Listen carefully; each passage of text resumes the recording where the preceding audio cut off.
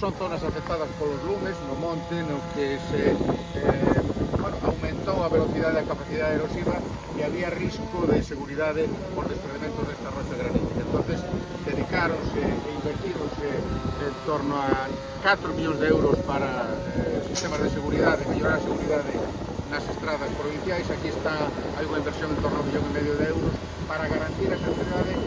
Como estes sistemas, esta maquinaria tan complexa, son obras moi complexas que xa levan meses desenvolvéndose aquí. Está traballando neste caso fundamentalmente a empresa Xérmolo adjudicataria, e se están instalando mallas de triple torsión e tamén mallas con bulóns que se inxectan na propia rocha granítica sana para conter as posibles escorrentías que veñan dos montes arriba, que están completamente queimados, e unha desestructuración do seu solo.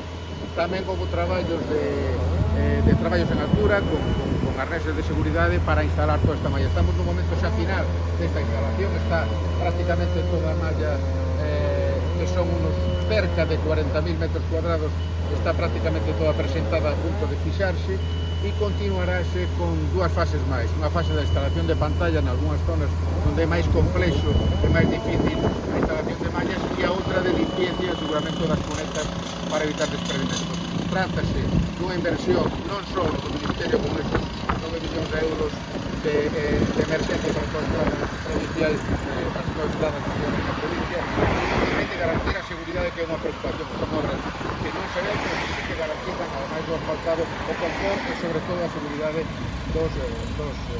dos vehículos que transitan pola nosa provincia. É un compromiso a seguridade e o bienestar da infraestructura do Ministerio de Transporte.